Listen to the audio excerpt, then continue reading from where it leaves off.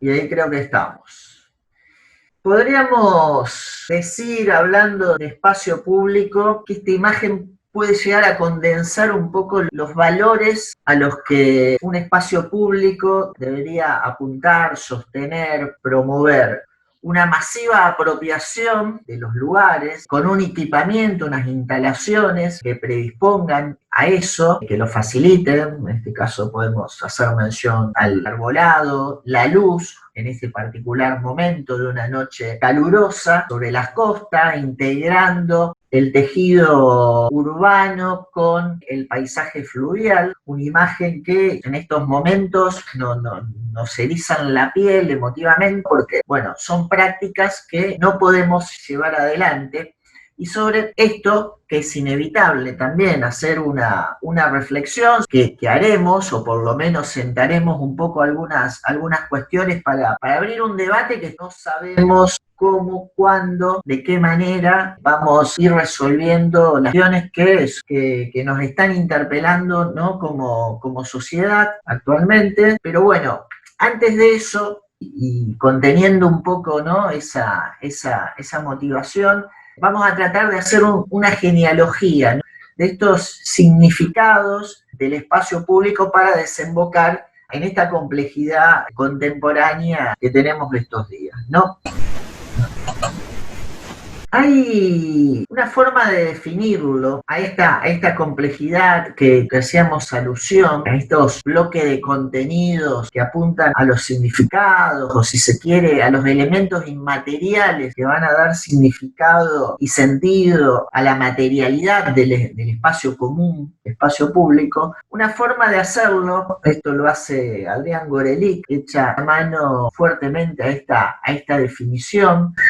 Adrián Gorelick, que es un arquitecto que ha trabajado, ha estudiado desde estas perspectivas el espacio público, desde los significados, desde la significación cultural del espacio público. Echa mano, decía, esa definición que él la expresa como una colisión entre forma y política. La forma sería justamente lo material, la política sería lo inmaterial, pero que de alguna manera termina definiendo. Y es el espacio por antonomasia de la política, él expresa, ¿no? El espacio público de la ciudad es el espacio de la política. Y esa forma material determina y es determinada, ¿no? Ahí hay un juego, un pliegue, está tan plegada una cosa con otra, porque la política depende de esa materialización, no puede saltarse, hay dimensiones técnicas que no puede saltarse, pero tampoco la forma tiene ese grado de autonomía que puede independizarse de cómo se piensan las cosas, cómo las sociedades piensan y estructuran sus relaciones sociales que van a materializar en ese espacio, ¿no? Y la historia del espacio público va a ser justamente un poco la historia de esa relación, ¿no? Entre forma y política, entre espacio y organización social, en las distintas modalidades, en distintos momentos de la historia que ese espacio y esa organización van a ir teniendo y se van a ir determinando mutuamente. Esto es lo que hace muchas veces a decir, bueno, el espacio público en la ciudad, que incluso no existía como tal, como noción, porque la noción de espacio público es una noción moderna, propia de las sociedades industriales, no preindustriales, pero entendiéndonos, ¿no?, como categoría, el espacio común en las ciudades preindustriales era de una forma, y el espacio en las sociedades público en las sociedades industriales de otra, y otra a su vez en las sociedades postindustriales. Por situar tres momentos en la historia. Claro, es diferente, digamos, ¿no? Porque son diferentes las capacidades de técnicas que tienen esas sociedades, pero porque son diferentes las formas de vida, las formas políticas en que se organizan, y por ende ese espacio va a ser diferente. Esto es lo que vamos a tratar de hacer en este rápido recorrido que hoy vamos a hacer. Vamos a tratar de entender esas lógicas de esa relación, y eso es lo que nos va a permitir entender la complejidad del espacio público. Porque entendiéndola un poco en esa genealogía histórica, en esa formación histórica, nos va a dar los elementos para entender esa complejidad incluso de hoy en día. ¿Cuáles son esas relaciones implicadas que están en esta relación y en la formación de ese espacio público? Ahí lo que vemos son las dos imágenes que estaban superpuestas en la anterior. Y un poco como para ilustrar esto que estaba diciendo. Los distintos momentos, las distintas formas de vida, el espacio es el mismo, es una calle en París, lo que pasa que en distintos momentos. Son lugares diferentes, pero porque son de tiempos diferentes, son de sociedades diferentes, son de formas políticas diferentes, que hacen a una materialidad diferente. Aquí lo vemos superpuesto. Este es un trabajo fotográfico, artístico, reflexivo, ¿no? En esa superposición, ¿no? Poder dar cuenta de esa complejidad, esa simultaneidad en la imagen de dos espacios diferentes, pero que es el mismo, ¿no? Bien, anclamos un poco, lo dejamos sobre fondo negro, a estos enunciados, ¿no? que forman parte un poco del núcleo del que estábamos dando cuenta, y vamos a un poco a esa genealogía, ¿no? de la que habla. Esta relación que viene de tiempos inmemoriales entre espacio público y organización política lleva incluso a hablar que el espacio público es un poco el contenido y la memoria de la democracia, ¿no? El lugar en donde se expresan y se formalizan esas relaciones y que en el caso de la antigüedad clásica, en el caso de las ciudades griegas, va a alcanzar un alto punto de expresión que de hecho lo va a condensar como un modelo, como una forma histórica acabada, y que incluso muchas veces cuando se habla de lo clásico, ¿no? la definición de lo clásico, que bueno, lo dan los filósofos, los filólogos, pero también Italo Calvino cuando habla por qué leer a los clásicos, ¿no? Por citar a alguien que es bastante cercano a través de aquel memorable libro como es el de las ciudades invisibles, ¿no? Italo Calvino cuando dice ¿por qué leer a los clásicos? No dice nada nuevo, pero lo expresa así de una forma magistral. Claro, es que en lo clásico están formuladas las preguntas y los problemas sobre los cuales la humanidad va a ir desarrollando sus dilemas a lo largo del tiempo, pero que en su núcleo de formulación están en ese momento. Y por eso ese significado de ese espacio público, esa identificación con un espacio físico, pero también con un espacio social y con todo un modelo político. Porque esta es la sede justamente donde surge también el modelo democrático, que luego se va a ir reformulando, ¿no? de diferentes maneras, y luego algunas referencias vamos a hacer en relación a la modernidad. Y lo que va a implicar en la modernidad justamente esa espacialización de ese modelo social y ese paradigma de pensamiento en otro tipo de ciudad muy diferente a esta. Claro, ¿cómo era ese espacio? Incluso estaba formulado con reglas geométricas muy codificadas.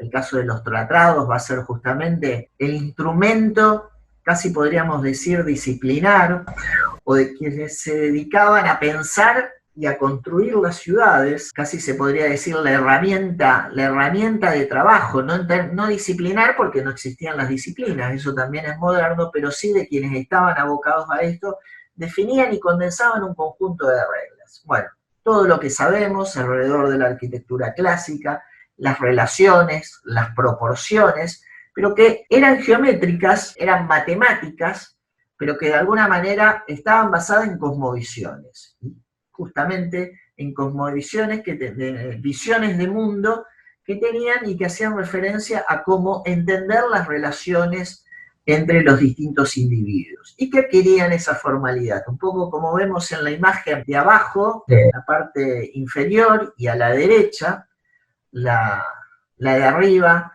es a la derecha, en la parte superior, es justamente una visualización contemporánea de algunos de estos restos reconstruidos de ese tipo de espacio, pero concentrándonos en las dos imágenes incluso de abajo, ¿no? En donde vemos un poco esa estructuración, esa geometría, y ahí vemos cómo se organiza geométricamente, vemos la regularidad que sobresale, el valor de lo público, que en esa geometría más regularizada que se despega de todo un tejido residencial en donde ahí incluso no había espacio público. El espacio público era el propio de esos elementos monumentales, esa idea de monumento, de condensación de las reglas del arte que interpretaban las reglas de la naturaleza y que adquirían esa condensación en ese punto, en el centro.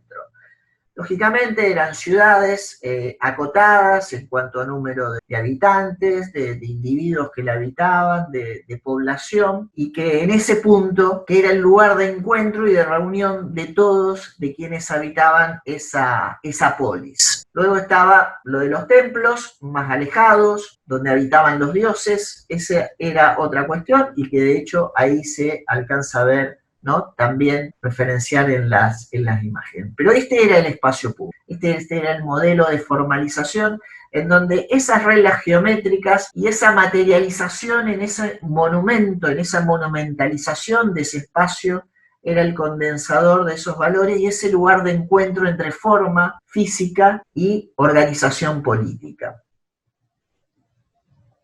El Ágora, como la institución, en este caso de Priene, y algunas reconstrucciones nos dan un poco la pauta de lo que estábamos describiendo previamente. Esto es lo que de alguna manera podríamos muy rápidamente, en clave genealógica, no tanto de historia rigurosa, pero sí de interpretación justamente de lo histórico, de un resumen como para entender y extraer los conceptos medulares, que de hecho desde la época clásica, luego va a existir un intermedio en donde justamente la urbanidad va a perder, ese desarrollo urbano increscento de la época clásica va a ser puesto en cuestión en una época en donde justamente la urbanización adquiría casi, podríamos decir rápidamente, el rol de sustraerse a un territorio inhóspito y peligroso, y por eso las ciudades amuralladas de aquel momento.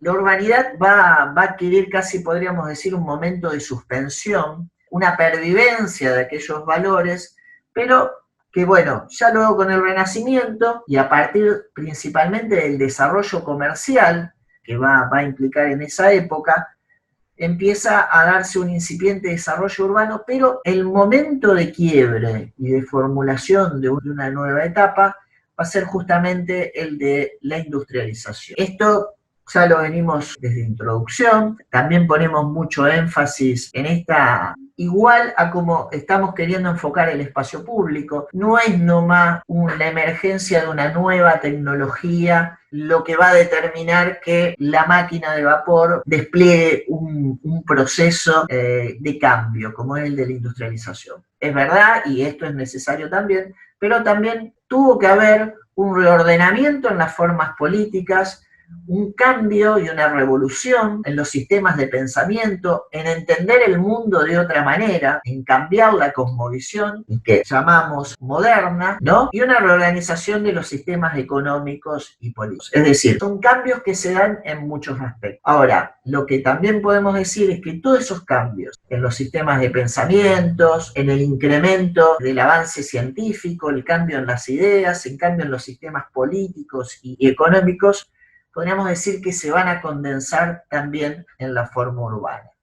Van a cambiar las ciudades, va a haber justamente un momento de despliegue de ese desarrollo urbano y claro, ahí los anteriores espacios a todo ese proceso de modernización, como el caso de las viejas ciudades europeas que se fueron construyendo en largos periodos de tiempo, no se van a presentar adecuados justamente para absorber todos estos cambios. Y aquí no solo que van a surgir nuevas formas urbanas, sino también van a empezar a surgir un conjunto de instituciones y de saberes, y el urbanismo justamente va a ser un poco producto de ello. Y esto se va a notar cabalmente en el espacio público, porque va a necesitar de otra escala, va a necesitar de otra geometría, va a necesitar de otra composición y de otras relaciones entre sus distintas partes, entre sus distintos componentes que van a ser necesarios justamente para dar soporte a esa nueva sociedad y sus actividades. Aquí va a ser el momento de las grandes transformaciones, los grandes proyectos y también de los grandes planes. Pero también va a ser la emergencia de un nuevo espacio público con nuevos personajes sobre ese espacio público, un poco la figura en la parte superior derecha eso es lo que quiere dar cuenta. Estos nuevos personajes urbanos que son desde los obreros, pero también los artistas, los comerciantes, los cultivadores de esa nueva sociabilidad que es la sociabilidad moderna, la sociabilidad de masas, de que, claro, en estos saltos, sobre todo de escalas y poblacionales, de pequeñas ciudades cerradas entre murallas, a espacios abiertos que formen parte de redes comerciales de mucho mayor alcance, global incluso podríamos decir, conectadas con nuevas infraestructuras o los ferrocarriles, y el cual la ciudad en su conjunto, pero que incluso el espacio público, el espacio justamente que va a permitir las manifestaciones y va a poner en acto esas relaciones, va a ser lo que se va a conocer como la ciudad moderna e incluso como las nociones de espacio público que hoy conocemos y que de alguna manera todavía se proyectan en sus conceptualizaciones hacia nuestros días.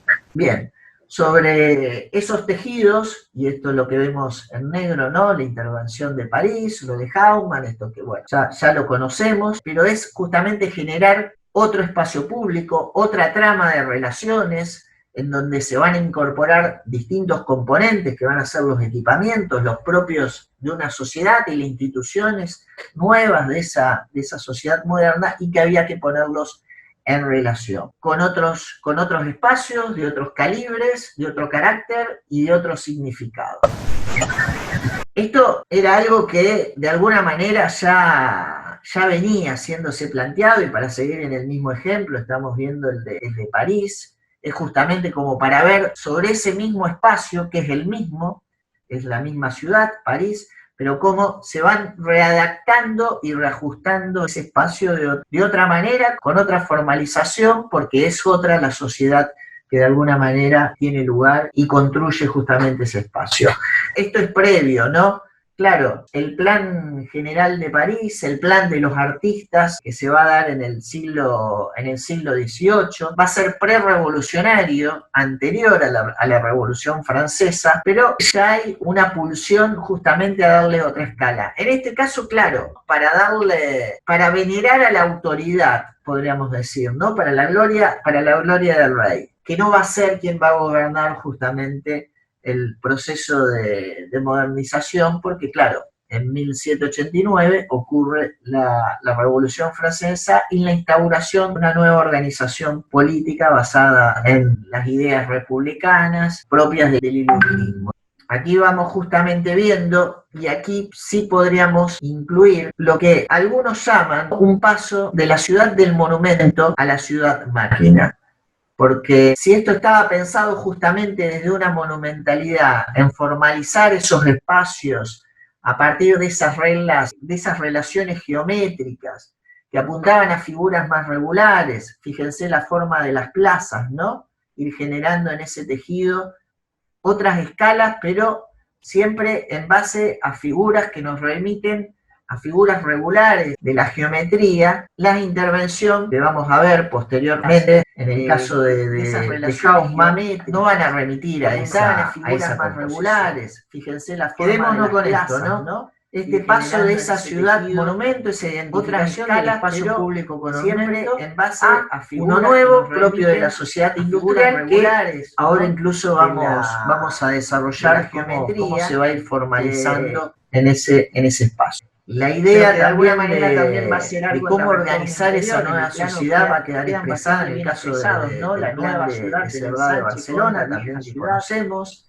Incluso en el mismo plan queda bastante, de alguna manera él plantea una nueva forma de física para esa nueva sociedad que era la sociedad industrial. Este es el encargo que él tiene, pero que de alguna manera también va a ser algo en la reforma interior. En el plano quedan bastante bien expresados, ¿no? La nueva ciudad del ensanche con la vieja ciudad, la Barcelona de aquel momento de mediados del siglo XIX, pero hacia una reforma a los Haussmann también adentro, ¿no? Generando un nuevo espacio público.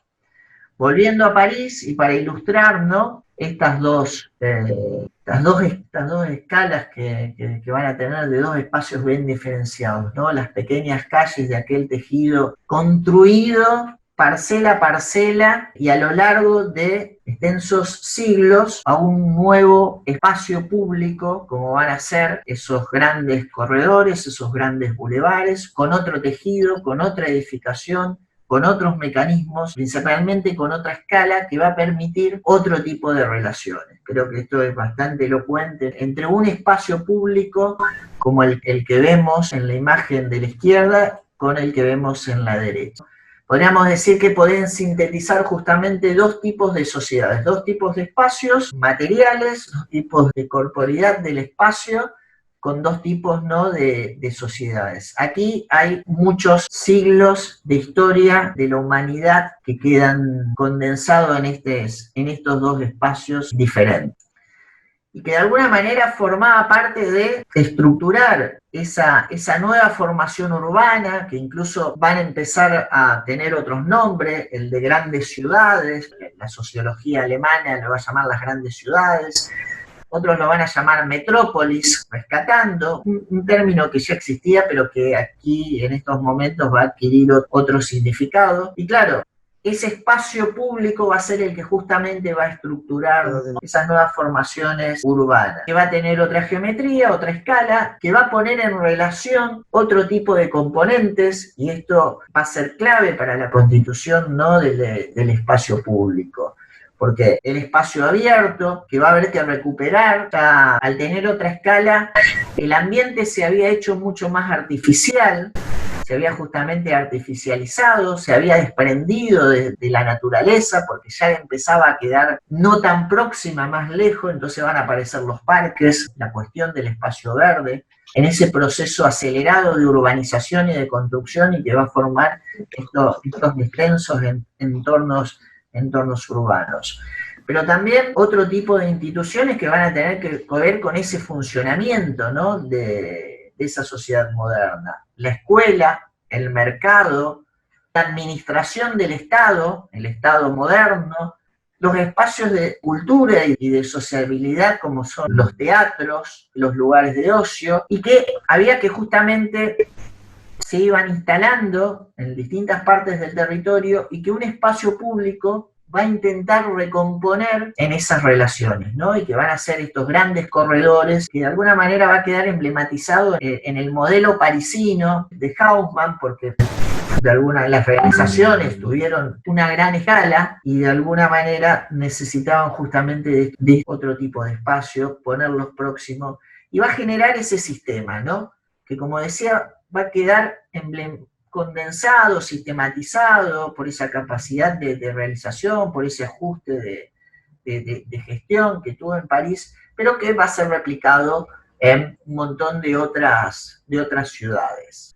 Alguna de esas imágenes, de esos equipamientos, el de arriba es el mercado de Les Halles, fue demolido y hoy es un centro de servicios con un importante centro comercial, pero que también usa las partes inferiores al suelo para liberarlo también con espacios abiertos, la escuela, las cárceles también, ¿no? Otra también de las instituciones de la modernidad, y de alguna manera lo que hacía esa red de espacios públicos, justamente el de estructurar estas relaciones que tenían que ver con un funcionamiento político institucional de la ciudad.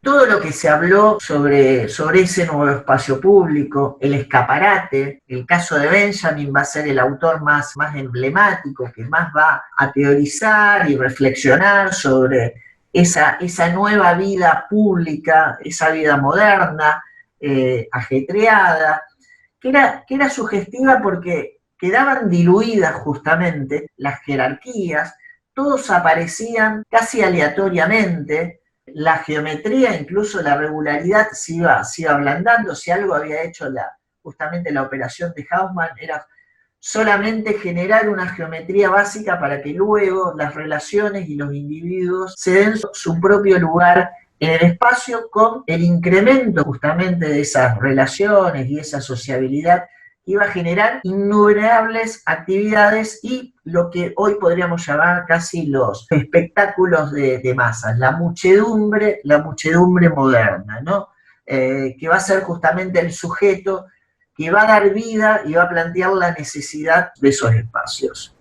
Paralelo a esta genealogía histórica que estamos haciendo, ¿no? Que la hacemos justamente para hacernos las preguntas que nos haríamos sobre el espacio público hoy en día. Nos es más fácil desde la historia entender justamente estas relaciones y estos funcionamientos, pero justamente es entendernos para ver cómo los enfrentamos hoy en día, cuál sería el sujeto del espacio público hoy, cuáles serían las relaciones.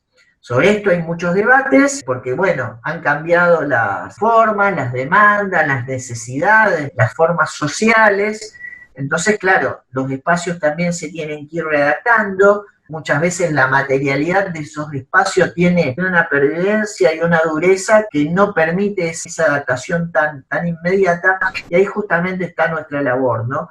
De ir entendiendo estas relaciones para ir haciendo los ajustes, pero no es ni más ni menos que preguntarnos cuál es el proyecto, ¿no? del espacio contemporáneo. Y más hoy, ¿no? Con las problemáticas que son de público conocimiento y que nos han alterado en nuestras formas de vida, en nuestras formas de trabajo, en nuestras formas de ocio y de nuestras relaciones. Sí, Lisa, me estás preguntando lo de Gustave Courbet. Sí, exactamente, son de Gustave Courbet las pinturas. Claro, el arte también, ¿no? Es que cambia el arte también, el arte moderno, la emergencia del arte moderno es imposible pensarse fuera de estas transformaciones urbanas, fuera de estos espacios. No podría haber habido un Picasso si no hubiera habido una ciudad como París con un espacio público y con todas esas estimulaciones que generaba ese espacio público y esas formas de vida, como era el París de fines del 19 y principios del 20, a donde se va justamente Picasso para hacer lo que hizo, ¿no? El cubismo y todo lo que conocemos.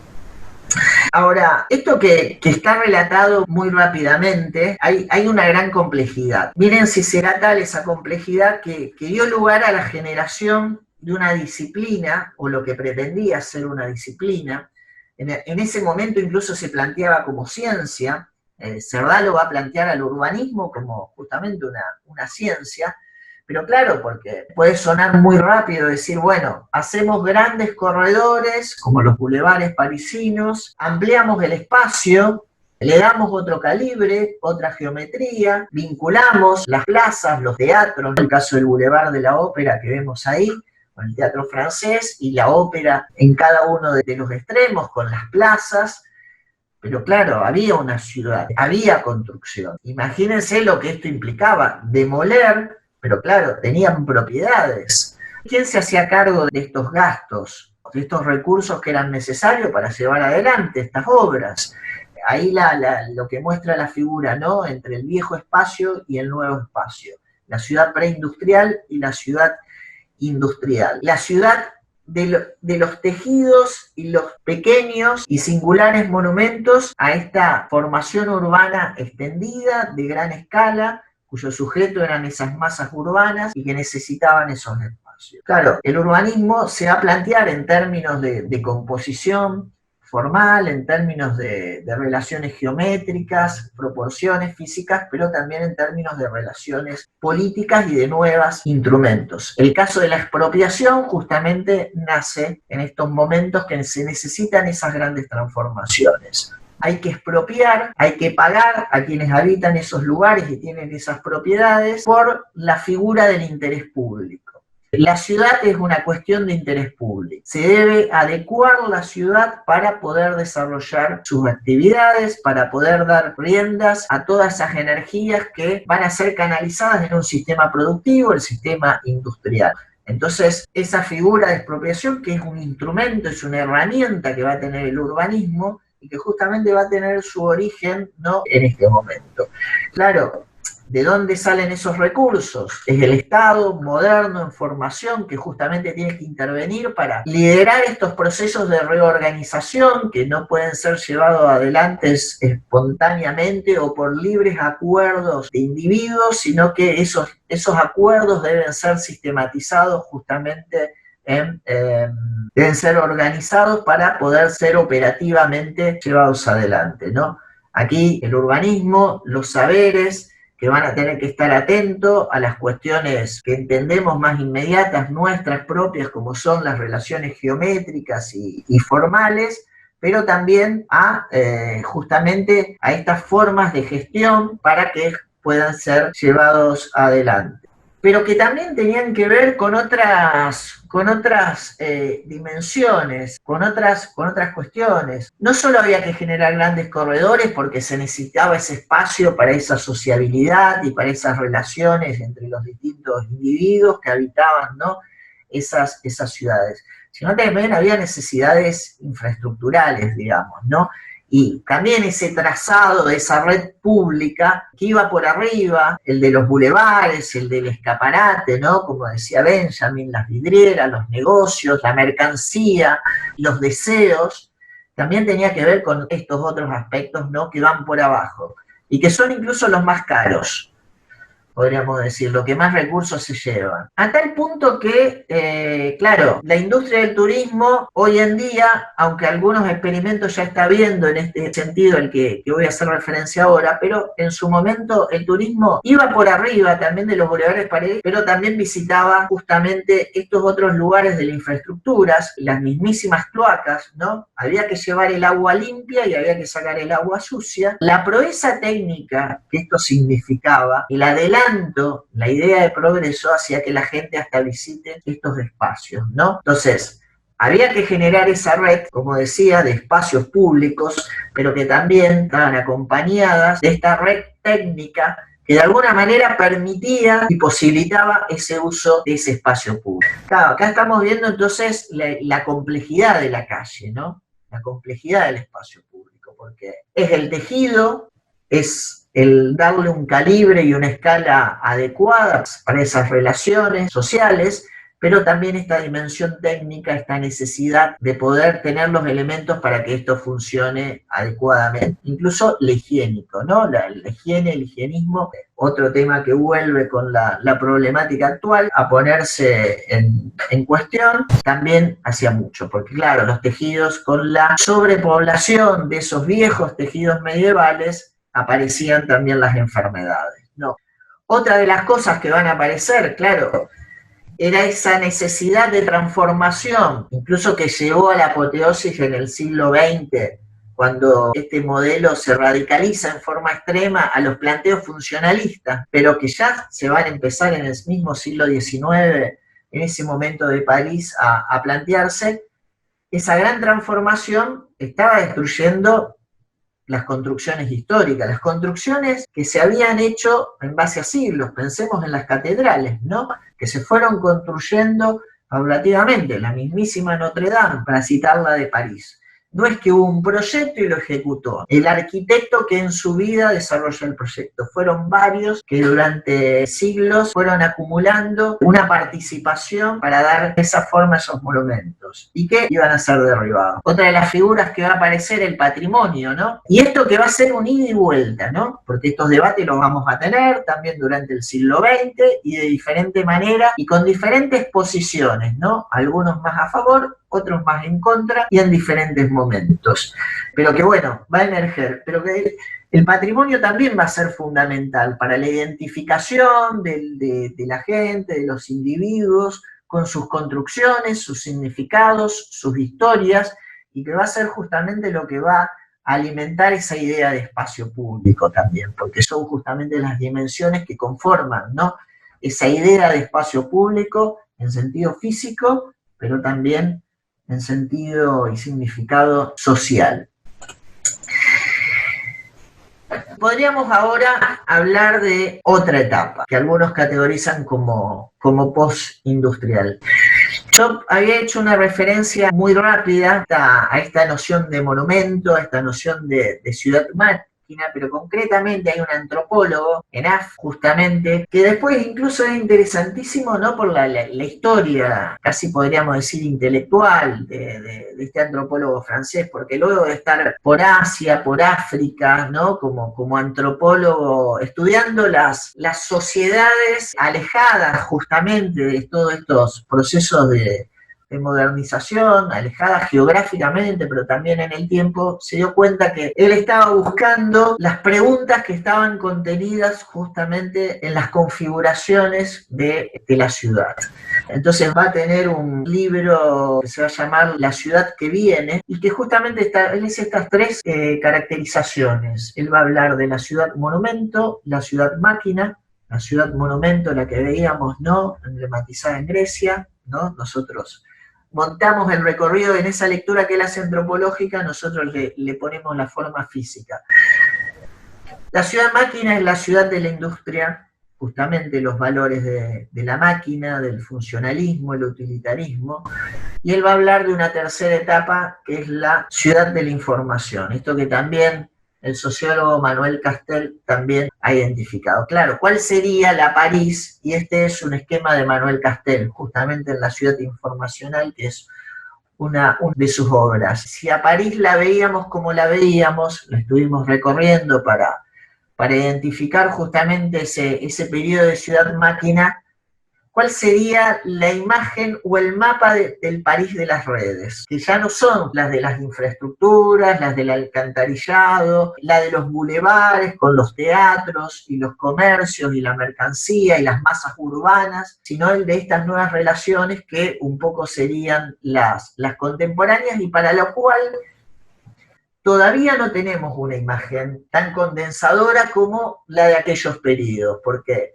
tomando a Priene, en el caso de la época clásica, tomando el boulevard parisino, podríamos emblematizar también la época moderna, la ciudad industrial, la ciudad de la máquina, el monumento, la máquina.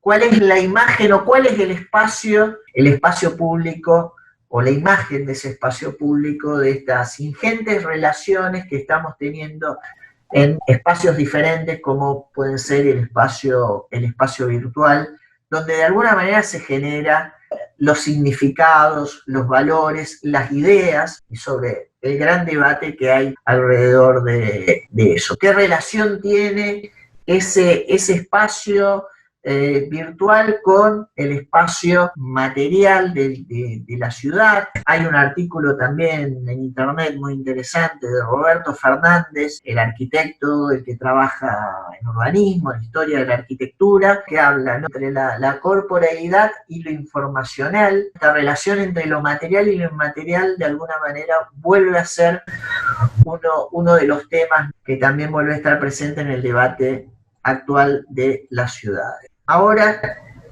habiendo situado un poco en esta genealogía histórica, rápidamente mencionar algunas cosas recogiendo eso, pero planteándolo en términos de conflictos y de prácticas, de políticas, incluso que se han llevado adelante en relación al espacio público. Claro, podríamos decir que en ese París del XIX, fin del siglo XIX, XX, todavía se podían mantener determinadas, ¿no?, relaciones, porque no había una brecha entre las distintas actividades, los distintos grupos políticos. De hecho, el espacio público se veía como el lugar emblemático en donde los distintos sectores, sobre los que había una gran diferenciación, sobre los que había conflictos, los conflictos sociales en la ciudad del 19 y del 20 estaban a la orden del día, revueltas permanentes, pero todavía había una cierta posibilidad, ¿no?, de armonización en ese espacio. De hecho, las formas de moverse, el caso del tranvía, como vemos, ¿no?, la imagen de arriba, podía casi convivir con el peatón, porque las velocidades, la brecha de velocidades todavía no era tan importante. Había un momento, para esa famosa foto que vemos a la izquierda, del beso, una de las fotos más emblemáticas de París, usada hasta el hartazgo en las publicidades. Había un momento para detenerse en la intimidad, en el ajetreo, ¿no?, de la gran ciudad y de la gran metrópolis. Claro, con la aparición de otras modalidades, el caso del auto, el auto va a tener otras necesidades. Aquí también volvemos a ver la diferencia en el mismo espacio. Hay otro espacio público, otras velocidades, otras formas de uso, otras formas de atravesarlo, otras formas de estar, que van a requerir otros espacios, otros significados, y el cambio que también habíamos visto previamente en aquella imagen inicial, y en esta viñeta emblematizada. Las ciudades se destruyen, tengo una idea bastante asentada ya consensuada, ¿no? El auto es un problema para la ciudad, no solo las bombas que se pueden tirar. Si se quieren destruir ciudades, en vez de tirarse bombas, tiremos autos y vamos a destruir los monumentos, ¿no? Como están emblematizados en esta viñeta del Roto. Esto fue lo que habilitó justamente las políticas de rehabilitación del espacio público, recuperar el espacio público, sacar el auto del espacio. Esas ciudades europeas, incluso que se habían destruido, visto desde acá, con la habilitación de esta forma de movilidad del auto, habían hecho perder ese carácter histórico que había tenido el espacio público. Recuperar incluso esas formas de transporte, como el caso del tranvía, aquí también. Otro ejemplo, claro, la capacidad del transporte público, la masividad que puede transportar más gente ocupando menos espacio. No deja de ser un espacio público el transporte público. El auto es un espacio privado, incluso justamente un espacio privado que sustrae espacio público. Esto fue lo que de alguna manera fomentó todas estas políticas de recuperación del espacio público que se proyectan hoy en día. Emblematizado, ¿no?, en las intervenciones principalmente de las ciudades europeas. El caso de las ciudades norteamericanas sufrieron procesos, ¿no?, justamente de retroceso, esta comparación entre el modelo europeo, modelo anglosajón, modelo principalmente norteamericano, ¿no?, más que nada Estados Unidos, ¿no?, la pérdida de equipamiento, la crisis del espacio público, la crisis de estas instituciones, también un trabajo fotográfico interesantísimo, el espacio ocupado en sus momentos con esas instituciones y esos espacios abandonados, las aulas, escuelas que han cerrado, esta crisis principalmente a partir de procesos que se han categorizado como neoliberales, en donde hay un retroceso de la presencia, el protagonismo, el rol del Estado, porque también entra en crisis justamente el modelo de industrialización que solventaba y generaba esos recursos. Va a ser emblemático el caso de Detroit, digamos, ¿no? Se van las compañías de fabricación de automóviles, la ciudad pierde población, pierde recursos, el espacio público y las instituciones públicas también sufren un proceso similar. Los espacios de sociabilidad, los clubes, ojo, no dejan de ser debates, ¿no?, que también tenemos encima, y más en sociedades con limitaciones, principalmente en lo económico, como son las nuestras. Pero también va a haber otros conflictos, ¿no?, que podríamos decir los conflictos políticos del espacio público de hoy. El caso de Barcelona, que fue un modelo justamente de recuperación del espacio público, que estuvo asentado en demandas bastante concretas, en luchas vecinales. El movimiento vecinal también alimentó muchas de estas políticas que fueron tomadas como una cuestión por el Estado y que permitieron justamente la mejora de muchos espacios, pero que tuvieron incluso fenómenos insospechados. Funcionó tan bien que permitió una valoración de esos lugares, la incorporación de formas de turismo masivo. Esta ya es una imagen de Venecia, ¿no? Pero la diferencia de escala, de nuevo, ¿no?, entre un tejido, como es el caso de Venecia, con las formas de ese turismo masivo emblematizado en los grandes cruceros, claro, también ha ido generando, ¿no?, conflictos, no solo incluso de convivencia, manifestaciones contra los turistas, como el caso que vemos ahí de Barcelona, incluso que se agudizaron con formas que parecían más amigables y más democráticas, como el alquiler de viviendas, de departamentos individuales, con las nuevas redes, pero que justamente iban generando esos conflictos entre pobladores que tenían una rutina y una forma de vida, y otros pobladores temporales, como el caso de los turistas. Esa es la Sagrada Familia, no es que la quemaron. Muchos vecinos de la Sagrada Familia ya lo quisieran hacer porque tornan invivible el entorno urbano con el turismo, ¿no? Es una imagen de uno de los grandes eventos que se desarrollan, ¿no? La espectacularización también de los monumentos, incluso hasta lo que algunos llaman la banalización, ¿no? La urbanización, el caso de Francesc Muñoz, también un geógrafo de Barcelona. La reivindicación de esos equipamientos, ¿no? Las manifestaciones contra el Mundial y los Juegos Olímpicos en el caso de Brasil, ¿no? pidiendo volver justamente a la necesidad de equipamientos. ¿Quién iba a pensar que Brasil se iba a oponer a un mundial? Digamos, la población de Brasil se iba a oponer a un mundial, ¿no?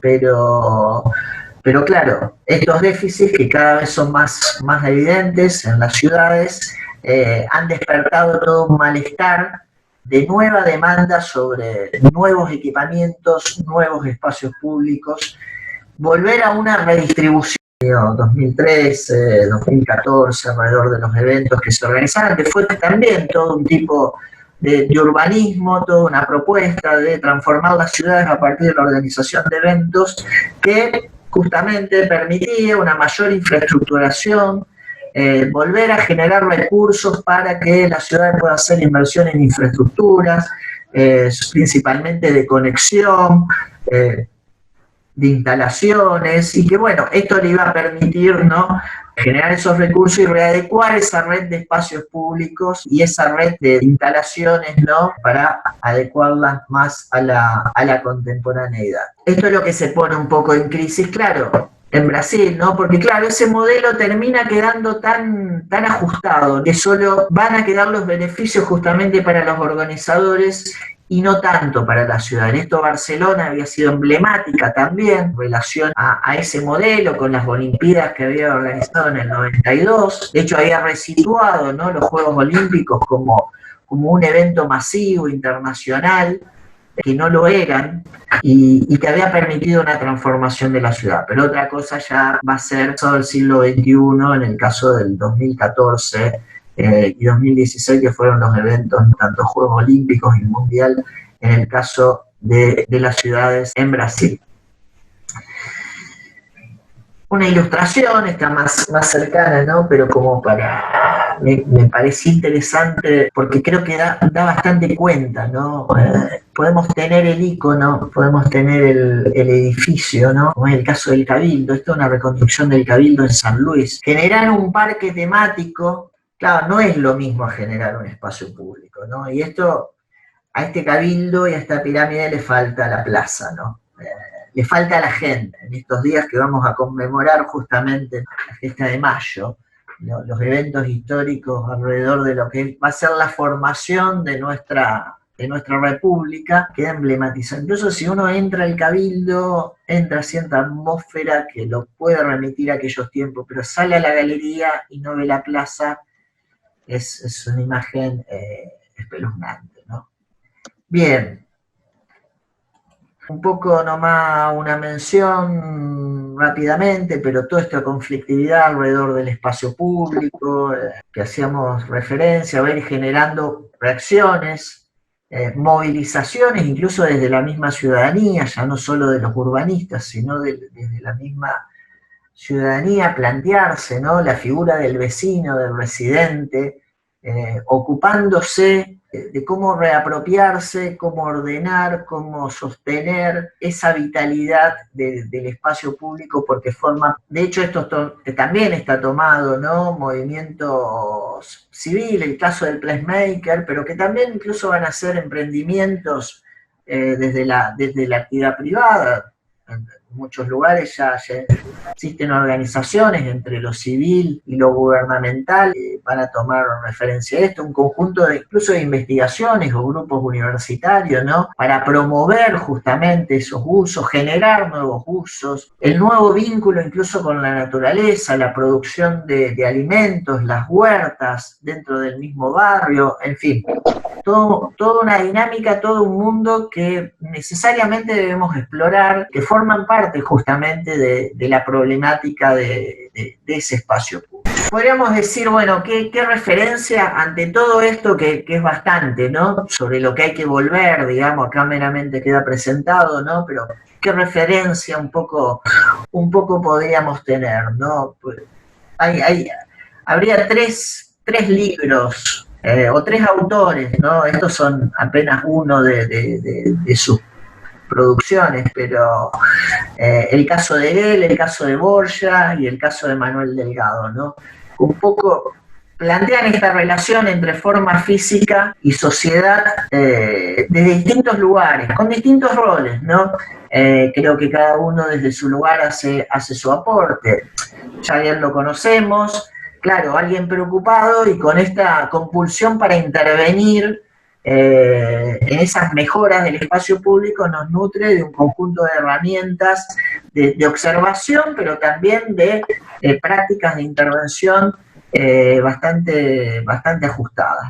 El caso de Borja, que como sociólogo, geógrafo, va justamente a intentar pensar sobre el espacio público como conflicto, y esto da más cuenta, ¿no?, de lo que hablábamos antes, lo va a plantear Manuel Delgado, ¿no?, el espacio público como ideología, como crítica ideológica. Manuel Delgado va a plantear, en realidad el espacio público es una figura tramposa, nos mete en una trampa, hay que mejorar las ciudades, esto diríamos en clave, ¿no?,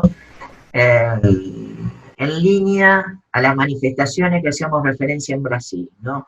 No nos organicen un mundial, necesitamos hospitales, necesitamos escuelas, el mundial va a construir una infraestructura que a nosotros no nos sirve. No nos metan en esa trampa, ¿no? En esa clave que lo analiza Manuel Delgado, que es alguien que incluso va a hacer acciones en Barcelona también concretas, performance, de ocupaciones, de equipamientos, demandando justamente un espacio público vinculado a la residencia, contra el turismo y lo que un poco comentábamos.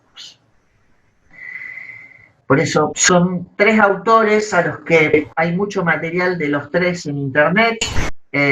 Nosotros podemos proveer algunas cuestiones, pero al que todos estos temas que hemos hecho referencia los pueden seguir indagando, deberían seguir indagándolo porque forman parte del debate actual del espacio público.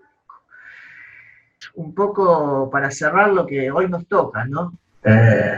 Lo que incluso peligrosamente, a mi modo de entender, se ha instalado como distancia social, la categoría de la distancia social. Aquí creo que cabría hacer una distinción, ¿no?, y hablar más bien de distancia física, ¿no? Bueno, cómo pensar una geometría que nos permita la distancia física, pero justamente nos acerque socialmente, no nos distancie, porque si vamos a encontrar soluciones, vamos a buscar soluciones para el drama por el que estamos atravesando, justamente van a tener que ser soluciones entre todos. Acá no cabe división entre vulnerables y no vulnerables. La fortaleza de quien se sienta fuerte se equivoca porque la fortaleza se construye justamente fortaleciendo a los débiles. Nadie va a quedar exento. Primeras acciones son sectorizaciones, cierres de fronteras y esto, pero está claro que a largo plazo la solución tiene que ser general. Justamente la condición social del sujeto no se concibe. Vivir en un barrio cerrado no garantiza de estar inmune, ¿no? Porque hay inevitablemente un tráfico de mercancías, hay servicios, se visitan amigos. Creo que está bastante claro la imposibilidad de vivir de la forma que en principio temporalmente estamos viviendo por una cuestión cautelar precautoria. Pero aquí tenemos el dilema, ¿no? Esta es una manifestación en Tel Aviv, una manifestación política. Cómo llevar adelante, no dejar de perder la expresión social, la expresión política, la manifestación, como en este caso, resguardando las cuestiones sanitarias, ¿no? Bueno, evidentemente vamos a tener que redefinir esos espacios, vamos a tener que pensarlos. No serán eternas estas situaciones, pero sí por un tiempo pueden llegar a ser recurrentes. Entonces, ¿cómo vamos readaptando esos espacios? Este es un debate que tenemos encima, que nos expone también a diferentes aristas, por eso la rigurosidad, la cautela analítica, porque claro, muchos de esos espacios que va a ser un debate que se va a plantear, ¿no?, pensado para lugares masivos, ¿cómo se readecúan? Tal vez, bueno, ese carácter masivo es lo que nos permite hoy tener capacidad para dar respuesta a la emergencia, ¿no? Porque esos espacios son los que hoy justamente nos permiten poder generar los equipamientos de emergencia, el caso de este también, un estadio en Sao Paulo readaptado. Nosotros en Rosario tenemos el caso, ¿no?, de la Rural, un predio ferial que justamente había perdido su uso, que estaba en unas condiciones y que se había sido intervenida para rehabilitarse como lugar masivo, ferial, de exposición, y que hoy está siendo usado también, ¿no?, para la emergencia, junto al hipódromo. Esta flexibilidad, digamos, que tienen estos espacios públicos son lo que de alguna manera nos están salvando, porque nos están dando soporte para dar respuesta a la emergencia. Bueno, tendrán esa flexibilidad. ¿Cómo nos volveremos a reapropiar en condiciones de este nuevo contexto? Bueno, justamente, ¿no?, nos interpelan ante la situación, ¿no?, que estamos viendo. Una escuela de Wuhan, como vemos abajo, una manifestación también política en Grecia, ante esta situación del, por momento, esta urbanidad discontinuada, ¿no?, podríamos llamarla, porque claro, los sujetos se han ido del espacio público, recluidos en sus viviendas. ¿Cómo va a ser, ¿no?, esta vuelta? Nada, yo lo dejaría aquí. Hay muchas cuestiones implicadas, las propias de la complejidad de esa figura que es el espacio público, tan importante, tan vital, tan abstracta por momento y tan inmediata, y hoy lo experimentamos, por la necesidad primaria que representa hoy, que no, justamente no lo podemos disfrutar y utilizar en la plenitud que lo hacíamos en una cotidianidad que se nos había hecho tan rutinaria y tan cotidiana que por momentos nos habíamos olvidado, ¿no? Pero que bueno, lamentablemente hoy, con estas características dramáticas, no nos estamos dando cuenta. Si quieren, incluso para enclave de cierre, digamos, ¿no?, le puedo compartir un video de un español que lo plantea muy en clave, ¿no?, de los formatos actuales. Muy temperamentalmente, los españoles tienen, ¿no?, esta capacidad de expresarse temperamentalmente de una forma a veces bestia, incluso, pero esta situación contemporánea, que es bastante interesante por los datos que trae, y creo que da para mucho debate. Él tal vez lo hace justamente en esta clave que decía, pero incorpora muchos elementos que creo que deberíamos reflexionar. Lo pongo, cerramos con eso, y después se encuentran entonces en las comisiones. ¿Les parece? Bueno. Sí, Forbes dijo que la productividad aumentó en un 28% en términos de home office. Agárrense con esta noticia. Esta noticia va a ser sumamente peligrosa. Ahí te va. Escuché que muchas empresas están diciendo que piensan reducir en hasta 1 millón de metros sus espacios de oficina. Las empresas globales, tipo Procter & Gamble, los bancos, 3M, ¿sabes? Las empresas globales que tienen headquarters a nivel mundial están pensando en reducir hasta 1 millón de metros sus oficinas. ¿Qué implica esto? Que la gente se quede trabajando en su casa. ¿Por qué? Porque la idea es que tú como empleado ganas lo mismo, tú manejas tus horarios, tú manejas tus cosas, tu capacidad de trabajo, tú te mides por resultados de la misma manera. La empresa ya no tiene gastos de infraestructura, amenities, agua, luz, electricidad, seguridad, limpieza, que son cosas muy, muy caras, y te delegan toda la responsabilidad infraestructural a ti. ¿Okay? Entonces, tú dices, pues está mejor, yo trabajo desde mi casa, no tengo que ir a la oficina. Pero en promedio, las cuentas de supermercado de los hogares están al doble, ¿ok? La gente está gastando el doble en el supermercado de lo que gastaba antes cuando salía a trabajar. Y otra cosa, aumenta en un promedio como en un 30 o un 40% tus servicios en casa. O sea, agua, luz, electricidad, internet, o sea, un 30% más. Entonces, realmente, esto es como un principio de transformar toda la economía laboral en una gig economy. O sea, a todos nos van a hacer como Ubers. O sea, todos es de que, no, tú no trabajas para mí. Yo te contrato como freelance por todo lo que hagas. Y así, pues obviamente, igual que la economía de gig economy, no me tengo que hacer responsable por tu seguro de gastos médicos, no me tengo que hacer responsable por tu bienestar laboral, no me tengo que hacer responsable por tu espacio de trabajo. O sea, y estas son las consecuencias directas en términos de costo, precio y eficiencia. Pero obviamente la consecuencia que más me preocupa de todo esto es la psicológica. O sea, ¿qué va a pasar con la gente? No estamos preparados para hacer una fusión de los 3 lugares de la ciudad en un solo lugar, ¿sabes? Porque la idea es que las ciudades funcionan en 3 lugares, según este libro que es una genialidad, que se llama Vida y Muerte de las Grandes Ciudades Americanas. Los 3 lugares son casa, donde estás con tu familia, eres papá, eres humano, te diviertes, educas a tus hijos y demás. Trabajo, que es donde produces, te concentras, te mides por eficiencia, colaboras y co-creas. Y tercer lugar, que es el lugar de placer y socialización. O sea, es el centro comercial, el parque, Lo que nos están diciendo ahorita es que esos 3 lugares se vuelven uno. ¿Por qué? El tercer lugar, que era social y comercio, se fue a casa con delivery y e-commerce. Y el segundo lugar, que era trabajo y productividad, se fue a casa con home office. Entonces ahora se espera de ti todo en un solo espacio. ¿Okay? Esto es lo raro. Pero lo que tiene que entender la gente es que qué implica esto en términos de absorción de costos. ¿Okay? Prepárense. Esto va a ser como el renacimiento o la reinvención de una gig economy. Puta, horrible, cabrón. Horrible, horrible. Bien, listo.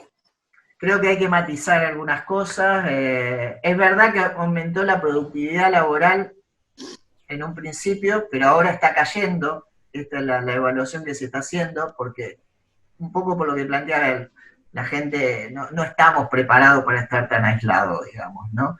Y también está un impacto, o sea que hay que matizar, pero me pareció interesante porque quedan planteadas muchas cuestiones, la referencia al libro de Jane Jacobs, ¿no? Que también es una referencia, y estos componentes de la ciudad, ¿no? El espacio público en donde intercambiamos, donde expresamos lenguajes que muchas veces la mediación digital no permite. Bueno, son parte de nuestra vida, ¿no? Pero bueno, creo que hay todo un camino por hacer.